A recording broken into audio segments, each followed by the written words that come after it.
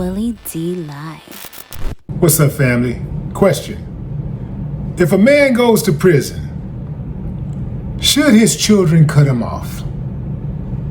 See, the reason why I ask y'all that question is because there are people online talking about how Diddy should not have the support from his children and that he is corrupting his 2-year-old daughter, Love, by just having a conversation with her on the phone. According to reports, Diddy has some tough news to break to his 2-year-old daughter, Love, after a judge sentenced him to 50 months in federal prison, and he got emotional when he had to tell her Daddy wasn't coming home as soon as his family had hoped.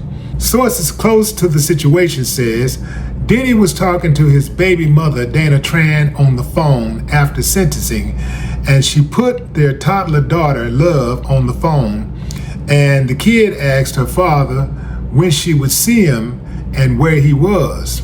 Diddy was at MDC Brooklyn. It's reported that Love told Diddy, "I miss you, Daddy," and Diddy responded by saying, "I miss you and I love you very much, Love."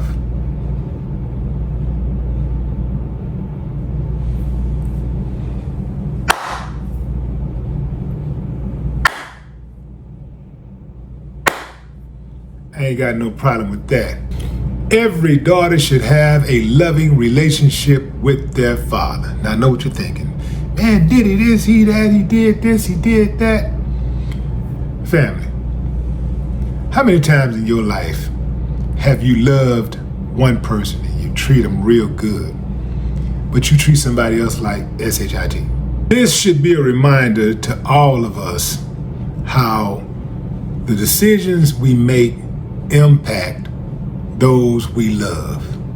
A lot of times when we be out there, man, we be just doing what we're doing, we're in the streets or whatever, we don't think about how our actions could impact the people that we love. We don't think about how if I do this, then they're probably gonna snatch me off the streets, or I could have life snatched away from me. And now my kids are gonna have to grow up without a father. Hell, even if you're still alive, if you're in prison, and those kids are growing up without a father present, without you present, that's a better deal than being dead, but you can't raise babies from the pen. I've seen many dudes try to do it. In fact, I went to visit a relative once. Why did I say once? I went to visit a relative. And I'm sitting there talking to him, and there's a guy right across the table from us, and he's talking to his son, who is cutting up and had been cutting up at school and at home. Boy, what I tell you, and the little kid was like,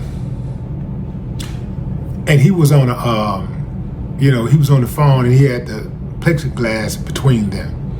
The little boy was like, didn't I tell you to, that little boy like,